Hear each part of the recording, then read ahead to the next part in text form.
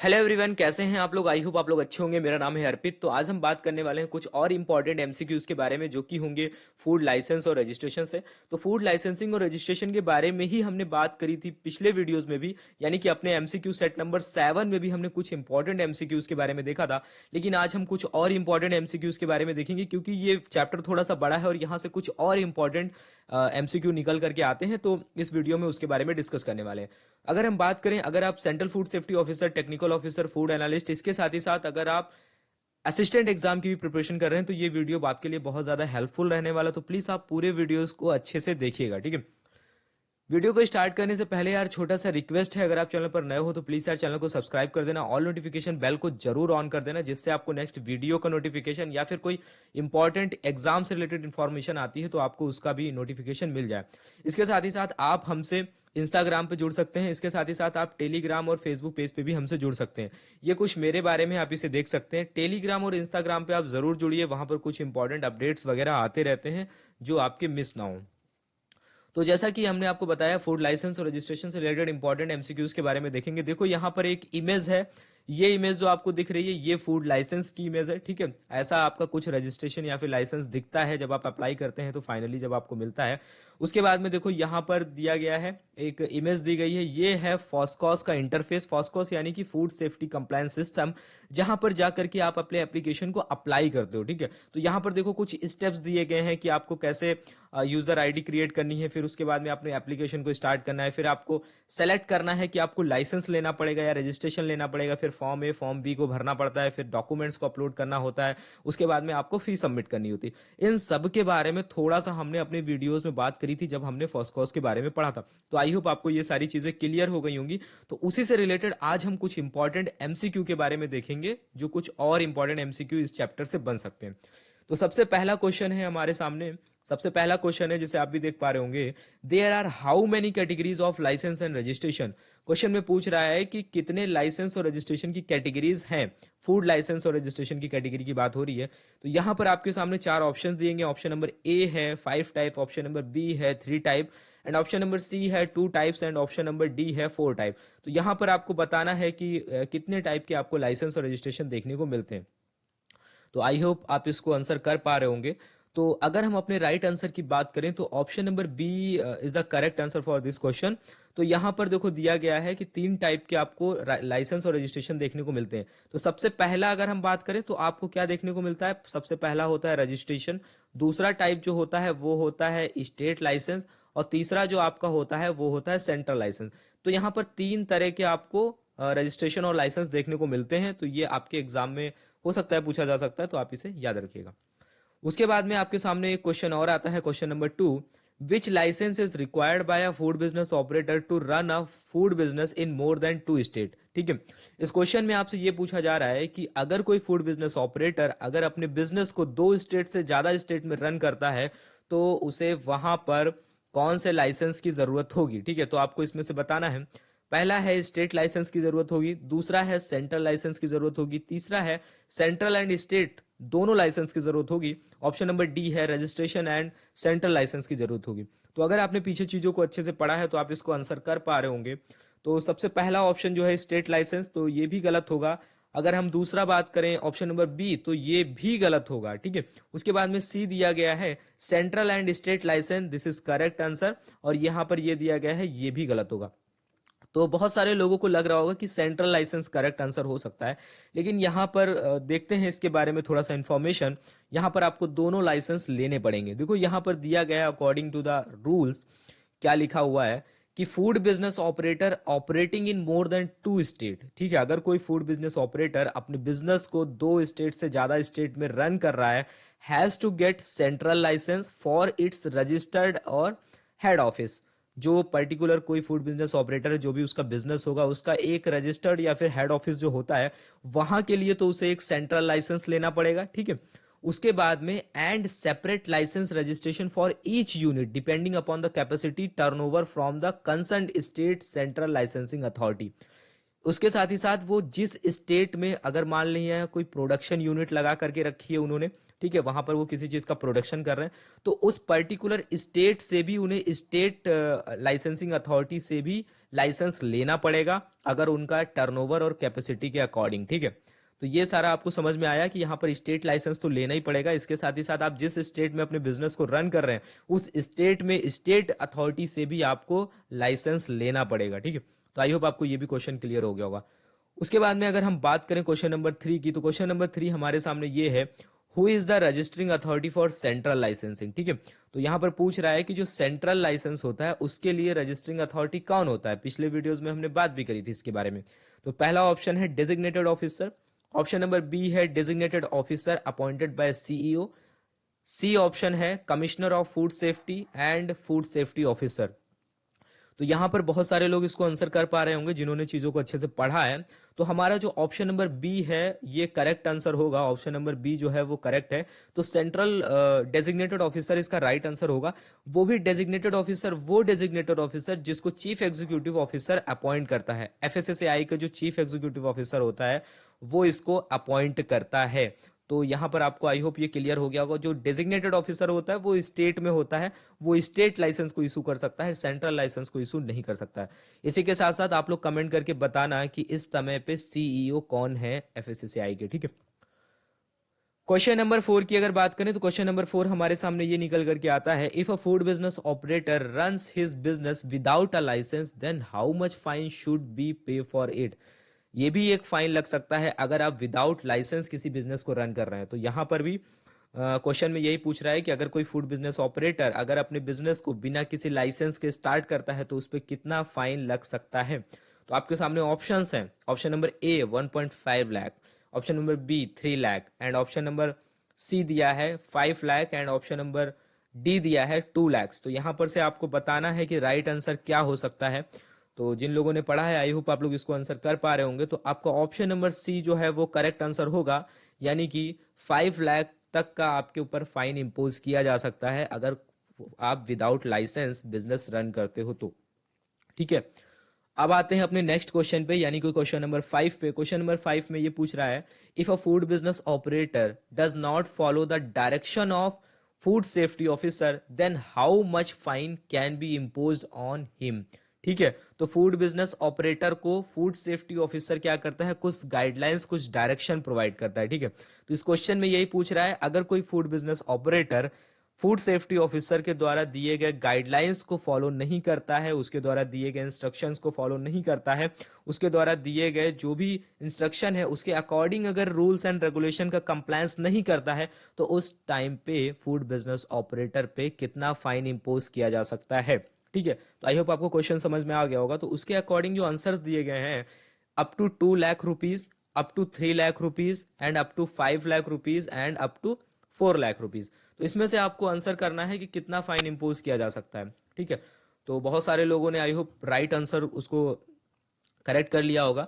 तो हम अगर बात करें तो यहां पर हमारा ऑप्शन नंबर ए जो है वो सही होगा, यानी कि 2 लाख रुपीज तक का फाइन जो है वो इंपोज किया जा सकता है। ठीक है, अगर आप गाइडलाइंस को फॉलो नहीं करते हैं तो।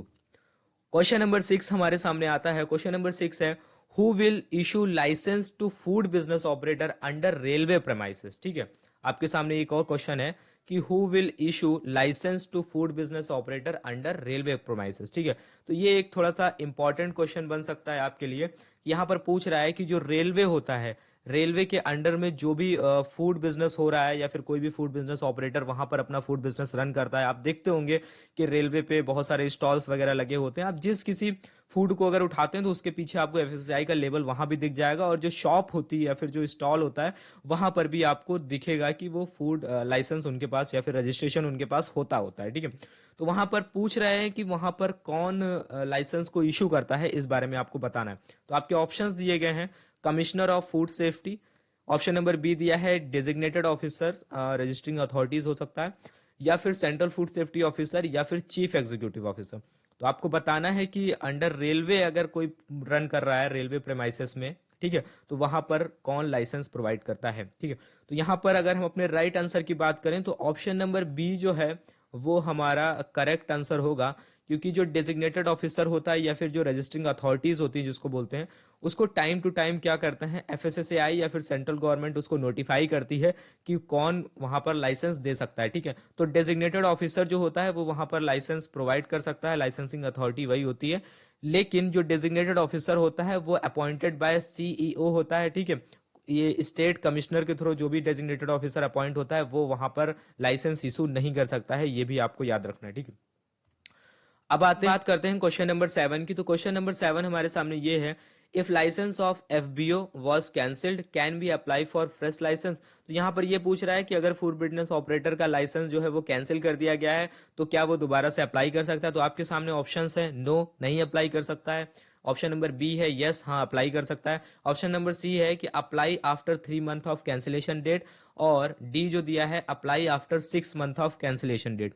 तो यहाँ पर आपको राइट आंसर बताना है। तो अगर हम अपने राइट आंसर को देखें तो यहाँ पर ऑप्शन नंबर सी जो है वो करेक्ट आंसर होगा, क्योंकि किसी भी फूड बिजनेस ऑपरेटर का अगर लाइसेंस जो है वो कैंसिल कर दिया जाता है तो वो 3 महीने के बाद दोबारा से उसके लिए अप्लाई कर सकता है। लेकिन उसके लिए कुछ कंडीशंस होती हैं। क्या कंडीशंस होती हैं कि after a period of 3 month from the date of cancellation under regulation 2.1.8 the food business operator may make a fresh application for registration or license to the concerned authority if all observation made in the improvement notice have been compliant with। देखो कहने का मतलब यहाँ पर ये है कि किसी फूड बिजनेस ऑपरेटर का अगर लाइसेंस कैंसिल किया गया, इसका मतलब ये है कि उसने जो भी रूल्स एंड रेगुलेशंस हैं उसको कंप्लाई नहीं किया है, एक्ट के अकॉर्डिंग काम नहीं किया, इसी वजह से उसका लाइसेंस कैंसिल हुआ है। एक चीज ये भी है, लाइसेंस कैंसिल किया गया है इसका मतलब उसको पहले इंप्रूवमेंट नोटिस एक बार दिया गया होगा, उसको एक बार इंप्रूवमेंट नोटिस दिया गया होगा, लेकिन उसके बावजूद भी उसने इंप्रूवमेंट नोटिस के बावजूद भी उसने अपनी चीजों को इंप्रूव नहीं किया, दोबारा से उसने चीजों को इंप्रूव नहीं किया, उसने सही से काम नहीं किया, तब उसके जाकर के उसका लाइसेंस कैंसिल हुआ। तो उसके बाद में यहाँ पर यही लिखा हुआ है कि उसके बाद में 3 महीने के बाद जब वो अप्लाई करेगा तो हाँ फिर ये भी देखा जाएगा कि आपने सारी चीजों को सही तरीके से कर लिया है, अब जो इंप्रूवमेंट नोटिस दिया गया था उसके अकॉर्डिंग आपने सारी चीजों को सही कर लिया, तभी दोबारा से लाइसेंस दिया जाएगा, ठीक है। आई होप आपको ये क्वेश्चन भी क्लियर हो गया होगा। क्वेश्चन नंबर 8 की अगर बात करें तो वो है हमारे सामने, if any person want to import food item for sale in India will he need to get a license or not? If yes, then what kind of license do he have to get? आपसे पूछ रहा है कि अगर कोई food business operator या फिर कोई पर्सन कुछ फूड को इंपोर्ट करता है इंडिया में सेल करने के लिए, तो क्या उसे लाइसेंस लेने की जरूरत है, क्योंकि वो मैन्युफैक्चर तो कर नहीं रहा है, वो तो फूड को इंपोर्ट कर रहा है, तो क्या उसे फूड लाइसेंस लेने की जरूरत है। उसके बाद में अगर हाँ है तो उसे किस टाइप का लाइसेंस लेना पड़ेगा, ये क्वेश्चन है हमारा। तो ऑप्शंस इसके अकॉर्डिंग दिए गए हैं, licence will not required, licence की जरूरत नहीं होगी। ऑप्शन नंबर बी है स्टेट लाइसेंस विल रिक्वायर्ड, ठीक है। ऑप्शन नंबर सी है ओनली रजिस्ट्रेशन विल रिक्वायर्ड, यानी कि खाली रजिस्ट्रेशन लेना होगा और लाइसेंस नहीं लेना होगा। ऑप्शन नंबर डी है सेंट्रल लाइसेंस विल रिक्वायर्ड, ठीक है। तो यहां पर आपके सामने ये ऑप्शंस दिए गए हैं, इसमें आपको आंसर करना है। तो सबसे पहली बात तो अगर आप फूड को इंपोर्ट करते हैं, अगर हम अपने राइट आंसर की बात करें तो आपको लाइसेंस लेना पड़ेगा, और आप बाहर से फूड को इंपोर्ट कर रहे हैं इसका मतलब आपको सेंट्रल लाइसेंस लेना पड़ेगा। तो ऑप्शन नंबर डी जो है हमारा करेक्ट आंसर होगा। तो आई होप आपको ये क्वेश्चन भी समझ में आ गया होगा। अब हम बात करते हैं अपने क्वेश्चन नंबर 9 के बारे में। तो क्वेश्चन नंबर 9 दिया गया है, what is the validity period of FSSAI licence, यानी कि जो एफएसएसएआई फूड लाइसेंस होता है उसका वैलिडिटी पीरियड कितना होता है वो आपको बताना है। आपके ऑप्शंस दिए गए हैं, 1 ईयर होता है, ऑप्शन बी दिया गया है 3 ईयर, एंड ऑप्शन सी दिया गया है 1 to 5 year, and option D दिया गया है 1 to 3 ईयर। तो आपको बताना है कि कितने वैलिडिटी पीरियड इसका कितना होता है। तो अगर हम यहाँ पर अपने राइट आंसर की बात करें तो ऑप्शन नंबर सी जो है वो करेक्ट आंसर होगा। तो ऑप्शन नंबर सी में लिखा गया है 1 to 5 ईयर, यानी कि 1 ईयर जो होता है वो मिनिमम होता है, ठीक है, और 5 ईयर जो होता है वो मैक्सिमम, यानी मैक्सिमम 5 ईयर तक और मिनिमम 1 ईयर तक का आप लाइसेंस ले सकते हैं। तो 1 to 5 ईयर जो होता है वो इसका वैलिडिटी पीरियड होता है, ये आपको याद रखना है, ठीक है। उसके बाद में हमारा लास्ट क्वेश्चन आता है। लास्ट क्वेश्चन ये है जिसमें पूछ रहा है, if a food business operator does not follow general hygienic and sanitary practices how much fine can be imposed on him, ठीक है। इस क्वेश्चन में ये पूछ रहे हैं कि अगर फूड बिजनेस ऑपरेटर अगर general hygienic and sanitary practices को लेकर के जो प्रोविजंस हैं अगर उनको फॉलो नहीं करता है तो उसके ऊपर कितना फाइन इम्पोज किया जा सकता है, ठीक है। तो अगर आपने food safety and standard regulation 2011 पढ़ा है, जिसके बारे में पिछले वीडियोस में हमने बात करी थी, तो वहां पर जब आप शेड्यूल नंबर 4 पढ़ेंगे, शेड्यूल नंबर जब आप 4 पढ़ेंगे तो वहां पर कुछ आपको general hygienic and sanitary practices को लेकर के कुछ प्रोविजंस देखने को मिलेंगे। तो उसी के बारे में यहाँ पर बात कर रहे हैं कि अगर वो फॉलो नहीं करता है कोई फूड बिजनेस ऑपरेटर, तो उसके ऊपर कितना फाइन इंपोज किया जा सकता है। आपके ऑप्शंस हैं, ऑप्शन नंबर ए है अप टू 2 लाख तक, अप टू 1 लाख, या फिर अप टू 50,000, या फिर अप टू 3 लाख तक। तो यहाँ पर आपको राइट आंसर बताना है। तो अगर हम बात करें यहाँ पर अपने राइट आंसर की, तो अगर कोई फूड बिजनेस ऑपरेटर अगर इसको कंप्लाई नहीं करता है, यानी कि general hygienic and sanitary practices में जो भी प्रोविजंस दिए गए उनको फॉलो नहीं करता है, तो उसके ऊपर 1 लाख रुपए तक का जो है फाइन जो है वो इम्पोज किया जा सकता है। ठीक है, तो आई होप आपको ये क्वेश्चन भी क्लियर हो गया होगा। ठीक है, तो ये थे आज के हमारे कुछ इंपॉर्टेंट 10 एमसीक्यू जो कि आपके एग्जाम में पूछे जा सकते हैं। ठीक है, तो ये थे। और एक इंपॉर्टेंट इन्फॉर्मेशन आपको ये देनी थी कि बहुत सारे लोग जो असिस्टेंट एग्जाम की प्रिपरेशन कर रहे हैं, ठीक है, उनके बहुत सारे लोगों के मैसेज आते हैं, तो वो लोग कहीं डिफरेंट डिफरेंट जगह पे टेस्ट सीरीज वगैरह अटेंड करते हैं, तो उनसे उस टेस्ट सीरीज में कोर फूड टेक्नोलॉजी यानी कि फूड प्रिजर्वेशन, फूड प्रोसेसिंग, इन सब से रिलेटेड वहां पर क्वेश्चंस पूछे जा रहे हैं। तो वो लोग बहुत ज्यादा कंफ्यूज हो रहे हैं। तो आई होप ये आप समझो चीजों को कि आपको सिलेबस के अकॉर्डिंग पढ़ना है। आपको कोई कुछ भी पढ़ा रहा है वो चीजें नहीं पढ़नी है, आप सिलेबस के अकॉर्डिंग पढ़ो। आपका कोर जो फूड का पार्ट है, जहां पर फूड प्रिजर्वेशन और ये सारी चीजें आती हैं, फूड प्रोसेसिंग, सीरियल्स प्रोसेसिंग, ये सारी चीजें असिस्टेंट के सिलेबस में नहीं है, फिर भी आप उन टेस्ट सीरीज को अटेंड करो। इसका मतलब आप अपना टाइम वेस्ट कर रहे हो। रिजल्ट मैटर करता है, आप कितना पढ़ रहे हो ये मैटर नहीं करता है। ठीक है, तो ये सब चीजों को समझो। आपको थोड़ा पढ़ना है, आपको थोड़ा पढ़ना है, लेकिन उसको अच्छे से पढ़ना है। जब आप उससे रिलेटेड कुछ इंपॉर्टेंट चीजों को देखो, एफएसएसआई की जब वेबसाइट पे जाओगे या फिर उनके सिलेबस को देखोगे, तो उन्होंने एक स्पेसिफिक एरिया रखा हुआ है, उससे बाहर वो कुछ नहीं पूछेंगे। लेकिन ये इंपॉर्टेंट है कि जो भी सिलेबस में लिखा हुआ है, उस सिलेबस के अकॉर्डिंग आप सारी चीजों को अच्छे से पढ़ रहे हो या नहीं पढ़ रहे हो, ये मैटर करता है। तो कभी भी आप टेस्ट सीरीज अटेंड करो, मैं मना नहीं करता हूं, आप कहाँ पे करो, कहीं पे भी करो, जो भी आपको अच्छा लगे, लेकिन सिलेबस अपने पास रख के पढ़ो। हाँ, देखो कि जो चीज सिलेबस में है आप उसी को पढ़ो।